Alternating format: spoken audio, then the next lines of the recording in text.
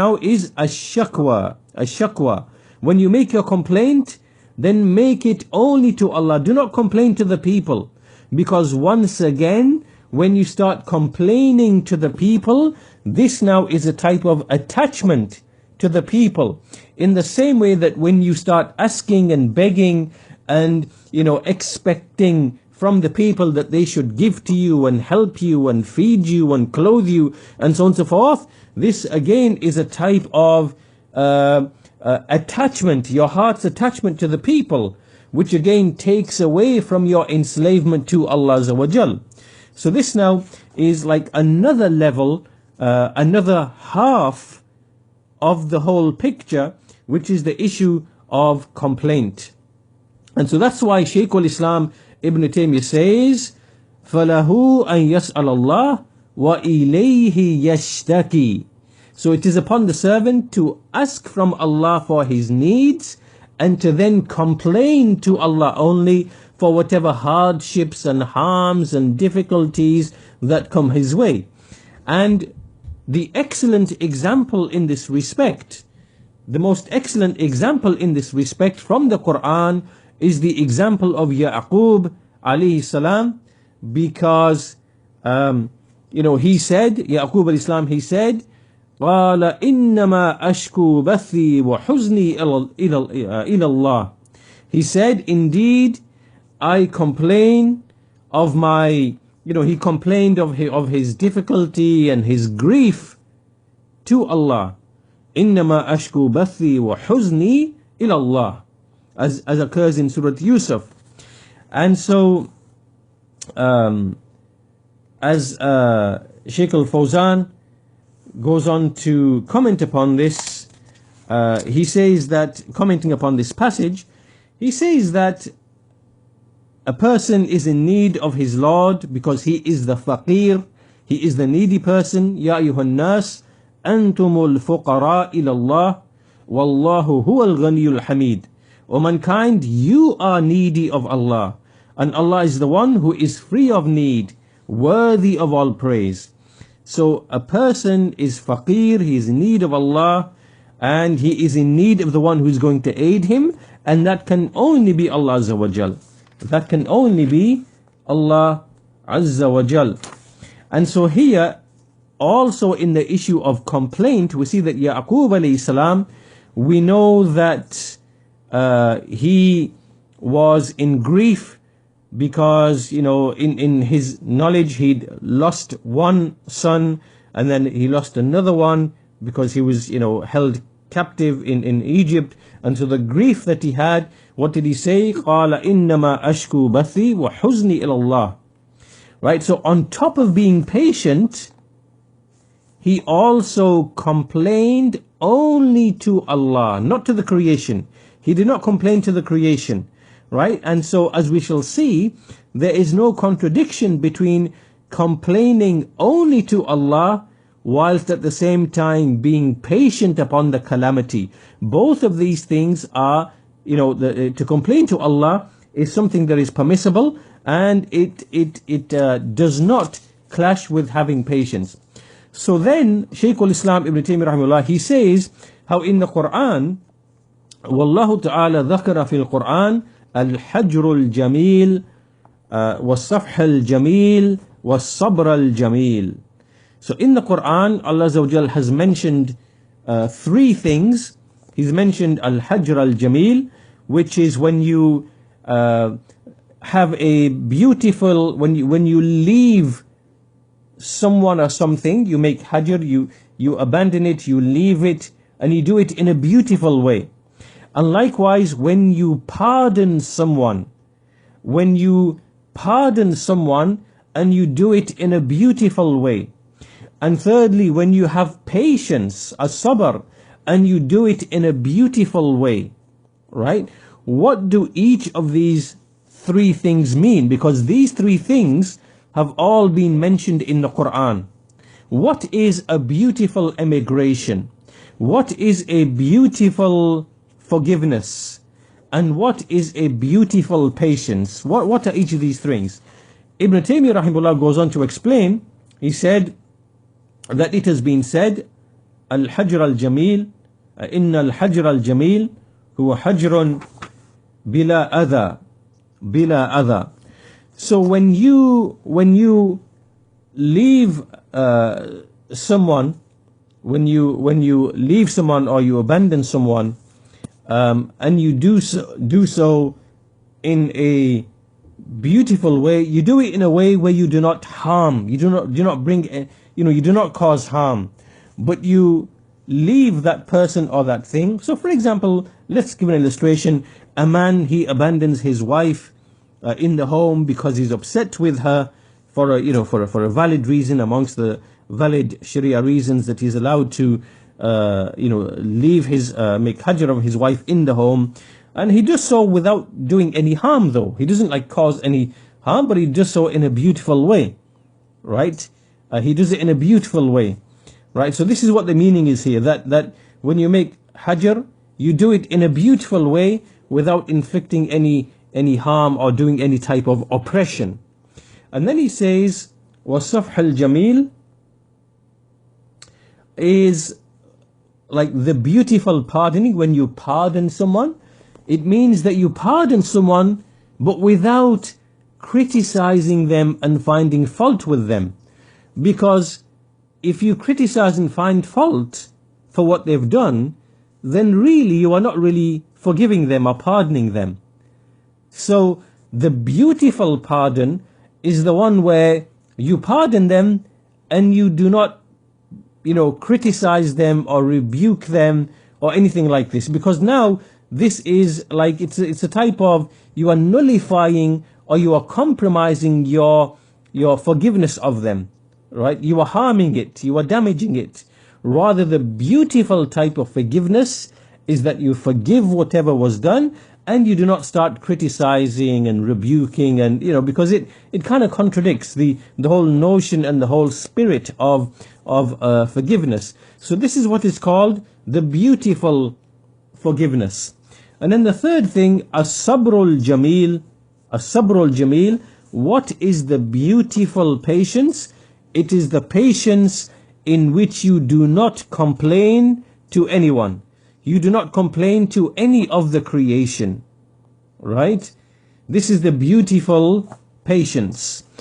And we've seen this clearly from Ya'qub alayhi salam when he said, إِنَّمَا أَشْكُو بَثِّي وَحُزْنِي إِلَى اللَّهِ.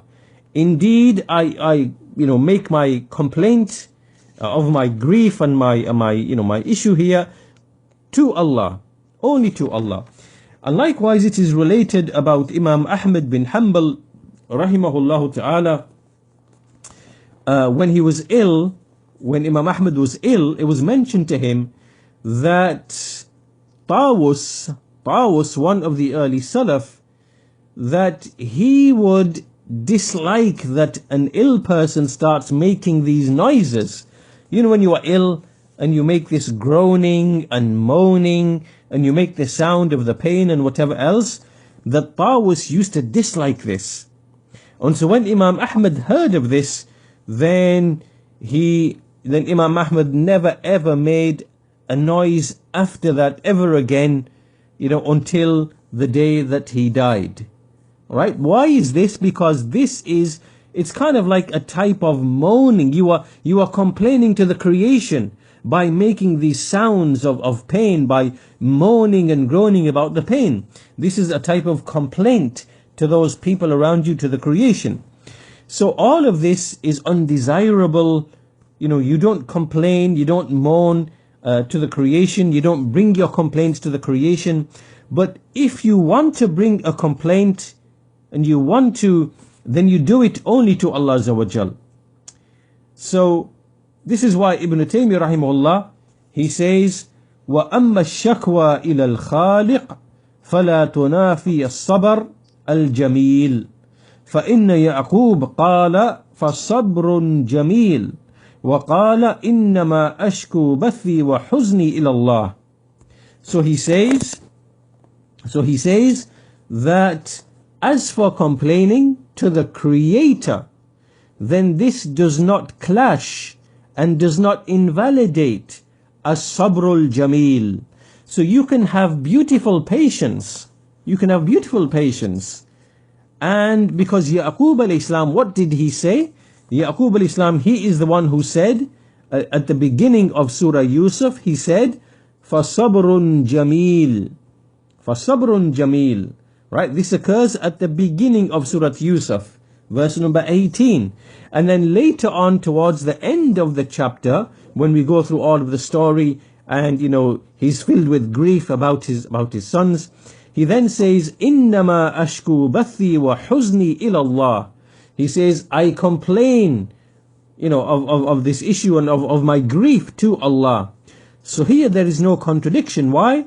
Because you are complaining only to Allah. And so, by complaining to Allah, this is part and parcel of ibadah. Because to Allah return all affairs. And you can complain to Allah of, your hardships and whatever oppression you might be facing, and so on and so forth. Right? There's nothing wrong with this. And so alongside having patience, as long as you are not complaining to the creation, it's perfectly fine for you to complain to Allah Azza wa Jal.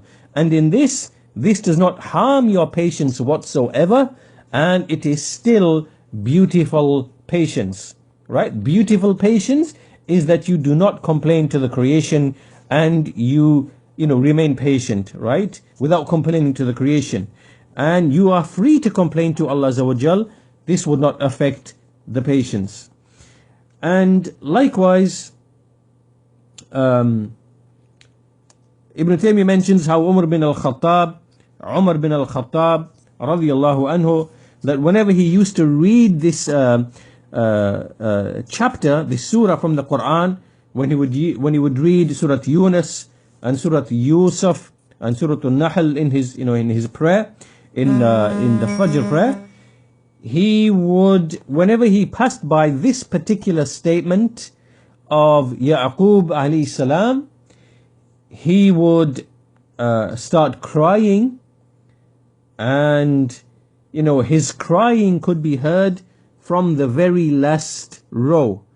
Whenever he would recite this particular statement, قال إنما أشكو بثي وحزني إلى الله. Indeed, I make my complaint of my difficulty and my grief to Allah Azza wa Jal. So Umar bin al-Khattab would cry whenever he heard of this. So Shaykh al-Fawzan, he mentions that ash-shakwa, complaint, is when you mention your need, and this should only be to the Creator, and because this is a type of worship in itself, and it doesn't conflict with having patience. And that's why Yaqub alayhi salam said what he said. He said, فَصَبْرٌ جَمِيلٌ in one place, and he said in another place, إِنَّمَا أَشْكُو بَثِي وَحُزْنِي إِلَى اللَّهِ. So all of this indicates that complaining to Allah does not clash with having patience. And so this is what Shaykh al-Fawzan mentions. And so we'll end at this point. We'll take up this this discussion, inshallah ta'ala. We'll end at this point for today's lesson, and we finish on this note. So basically what we've introduced in today's lesson is that there are multiple levels of this whole discussion of servitude to Allah, and how this servitude to Allah, this ubudiyah to Allah, can be compromised in different ways. It can be compromised by the heart being physically attached to material things. It can also be compromised in the issue of rizq, in the issue of sustenance, when you start being, when you start asking of the people, being needy upon the people, having expectations of the people that they should give to you, they should look after you, and so on and so forth, right? This is another level of compromise in ubudiyah. And likewise, there is a third level, which is when you start complaining to other than Allah. Your complaints are to the people, right? When people For example, you say, you guys didn't help me, and you didn't give to me, and you didn't support me, and and I was in need, and you didn't this, and you didn't that, and all of this complaint to the creation. You should be complaining only to Allah. Because this once again shows that if you're complaining to the creation, it's as if you believe that they are the ones who fulfill your needs. Whereas it is Allah Azza wa Jal who fulfills your needs. Right? So your complaint should be to Allah Azza wa Jal for any hardships, difficulties, calamities, oppression and the likes. Your complaint should only be to Allah. So pay attention to how servitude to Allah Azza wa Jal, it can be compromised, or it can become imperfect by all of these different types of things, wherein your heart, or you have this attachment to the creation. Right? So all of these things should be avoided. Attachment to material things, being self-reliant, independent in your sustenance, relying only upon Allah, not having needs and expectations of the people, being honorable in pursuing your living and your sustenance. Likewise, complaining only to Allah Azza wa Jal and not to other than Him from among the creation. All of this is connected to the issue of ubudiyyah, being an abd of Allah, being a slave of Allah Azza wa Jal. Right? All of this enters into the perfection of all of that. So we'll finish with that today, inshallah ta'ala, and we'll continue this discussion in the next lesson. Walhamdulillahi Rabbil Alameen.